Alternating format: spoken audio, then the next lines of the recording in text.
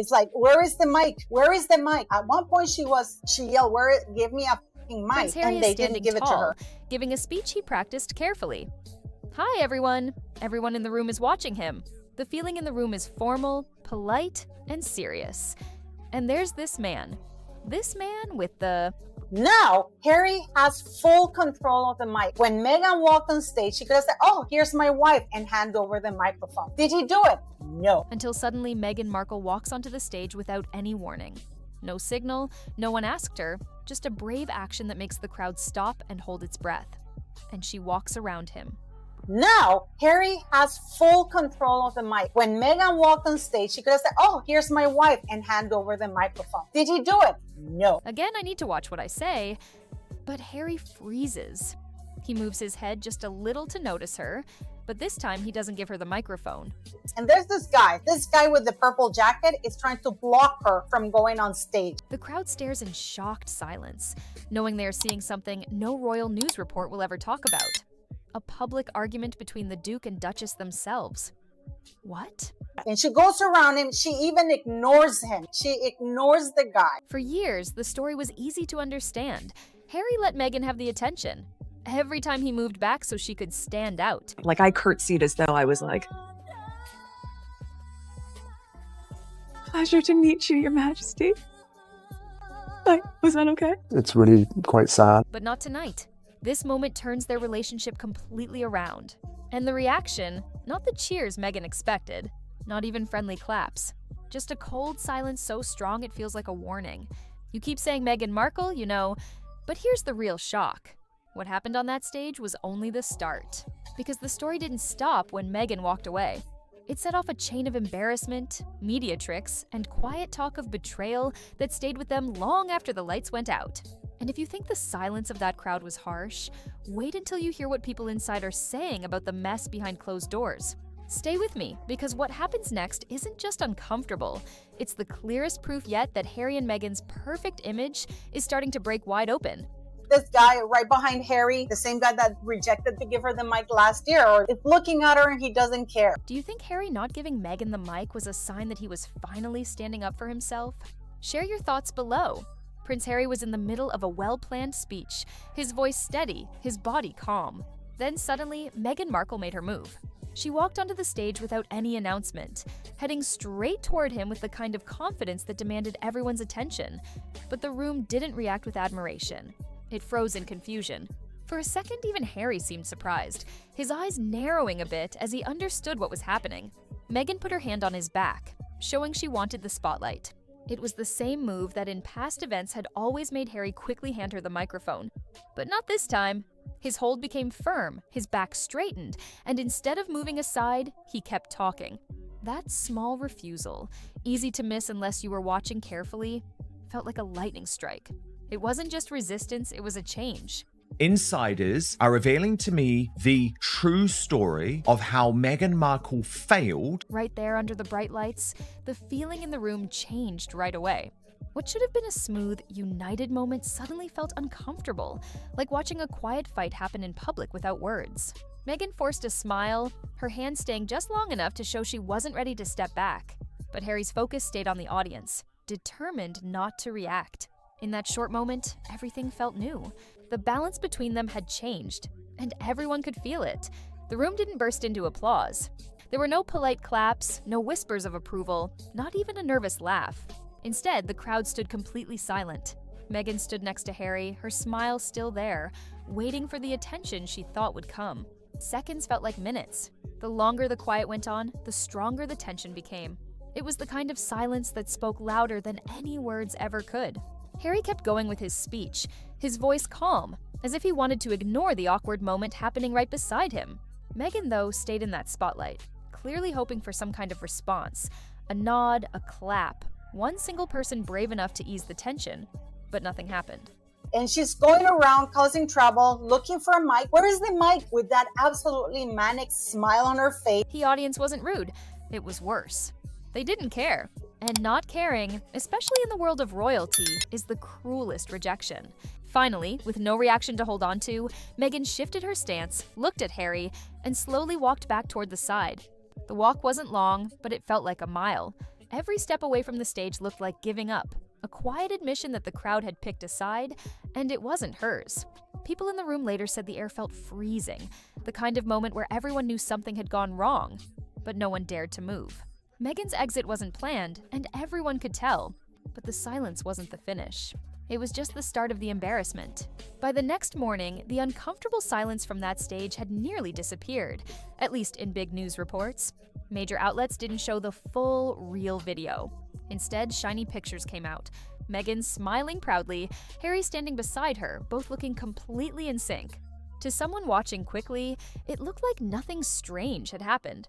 The tension erased, the rejection hidden.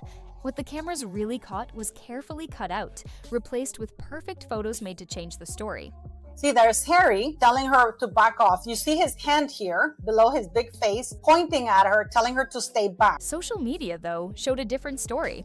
Videos appeared online showing the real, unedited moment. Meghan walking up, the crowd freezing, Harry refusing to hand over the microphone.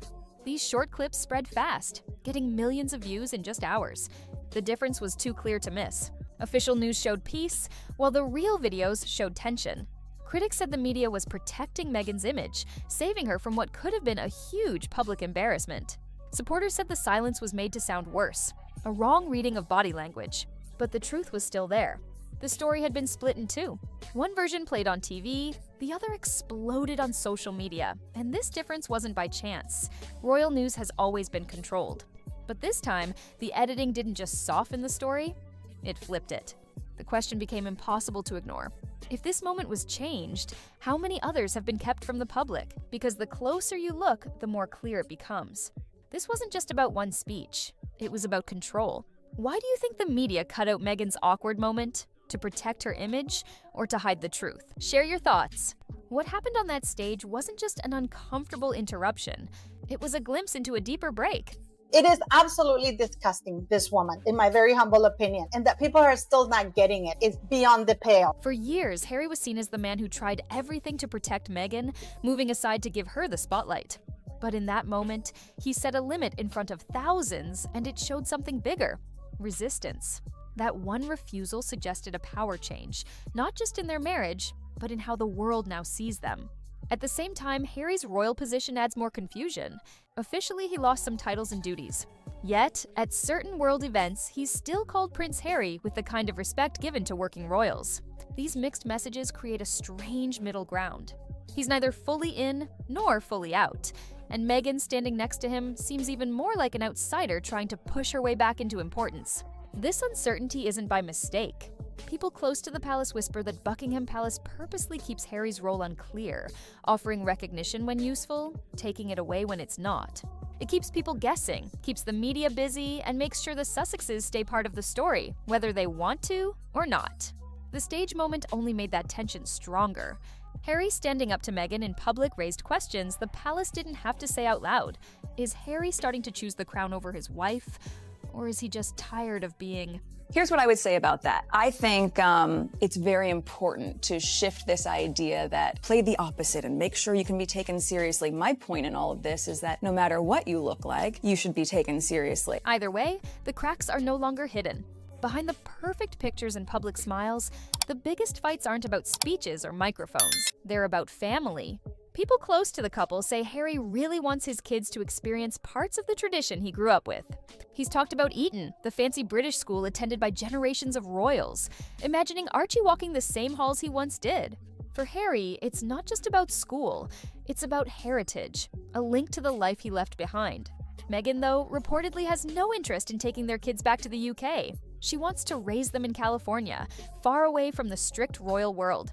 But the disagreement doesn't end with location. People say Meghan has stopped talks about British schooling completely, unless, as one source said, fair deals are made: money, security, or other things. To some, it looks less like compromise and more like control. This tug of war has become a symbol of their relationship. Meghan seems to have the stronger voice in private choices, guiding the family's path with steady control. Harry, once happy to follow, is now starting to push back. Friends say he's getting more frustrated, quietly wishing for ties to his old life while feeling trapped by Meghan's strong refusals. The sad part is, their children have become pieces in a bigger fight between tradition and freedom, loyalty and rebellion. Harry and Meghan even told the press when Archie was born that they didn't want to give him a title. What? Harry and Meghan specifically told media at the time of Archie's birth that they didn't want to give him a title because they wanted him to live a life as normal as possible. Cut to Oprah Winfrey interview where Meghan sits down and accuses the palace of not giving her son a title because of his skin color. That was so damaging for the royal family at the time. Apparently for me that doesn't matter. And while the crowd only saw a moment with the microphone, people who know the couple say the real power struggle is happening far from the cameras. If Meghan's sudden walk onto the stage was bold, what came after was harsh. Event organizers made a quiet but clear change. Meghan was kept out of the spotlight for the rest of the night. Instead of her usual spot front and center, she was guided to a side seat placed just close enough to be seen, but far enough to show she wasn't in charge. It wasn't an official announcement, but the message couldn't have been clearer. Her role had been lowered. The scene only looked worse. People noticed her fancy gown meant to shine looked oddly wrong under the bright lights. Online commenters said her face looked tight and her smile looked forced. While Harry kept talking and meeting guests, Meghan sat stiffly, clapping at the right times, but barely noticed by those near her. For a woman used to owning the stage, the silence from the crowd and the lack of attention from organizers felt like quiet embarrassment. Critics pointed out every detail. The fake laugh, the stiff posture, even how her jewelry caught the camera seemed like a memory of old glamour instead of the real thing. Supporters tried to call it a small mistake, but people there knew better. This was no coincidence. The change was small but painful. Again, I have to be careful what I say, but that I won't be able to show, my children my homeland. For the first time, Meghan wasn't just ignored. She was pushed aside, and as the night went on, it became clear that the crowd wasn't going to help her take back control. But the palace, as always, had its own plan. While Meghan dealt with the pain of being pushed out, the palace played a very different game. Confusing headlines started appearing within hours. Some news outlets showed Harry as a respected prince, treated with the same honor he had back in the UK. Others repeated the story that he was a man without titles, cut off from royal rights. This planned confusion wasn't bad reporting, it was strategy. By keeping Harry's role unclear, the palace keeps people talking. Every event turns into a guessing game. Will he be introduced with respect or ignored like an outsider? That uncertainty keeps debates alive, sells stories, and makes sure the Sussexes stay part of the royal discussion, whether the family wants them there or not. Meghan's role in all this is both helpful and risky. She brings attention and worldwide interest, but her split image makes every mistake front-page news. Critics say Buckingham Palace has learned from past royal scandals. Instead of cutting the Sussexes off completely, they've decided to keep them hanging in the middle, important enough to stay in the spotlight, far enough to have no real power. It's the same move once used with Sarah Ferguson, not fully part of the family, but never completely left out. Harry came from this very busy world of the royal family with lots to do. Even in his spare time, he could play polo and do whatever he wanted. He sat in Montecito, twiddling his thumbs, thinking, what do I do next? What is my role? Where is my work? I believe that when he met Meghan, she whispered into his ear, a 36-year-old mature woman whispered into his ear, Harry, you and I could change the world. For Meghan, this unclear status is a nightmare. It means every appearance is judged, every rumor made louder. For Harry, it's a trap of confusion, neither free from his past nor fully accepted by it. Together, they're stuck in a pattern where the royal system and the media gain from their drama, while their public image slowly breaks apart. And if that wasn't bad enough, the aftermath of the stage moment pushed their shaky relationship into new, risky territory. And just like that, what began as a normal speech turned into a public turning point. Meghan walking onto that stage wasn't just a shock, it was a reveal. The silence of the crowd, Harry's choice not to give her the microphone, and the way the media hid the truth all showed something much bigger. The cracks no one was meant to notice. If this is how real, intense things get in front of cameras, imagine what's happening behind palace doors. The story is far from finished, and the next part is even more surprising. And if you think this was dramatic, wait until you hear what we found about Meghan's secret family twist that left Harry completely speechless.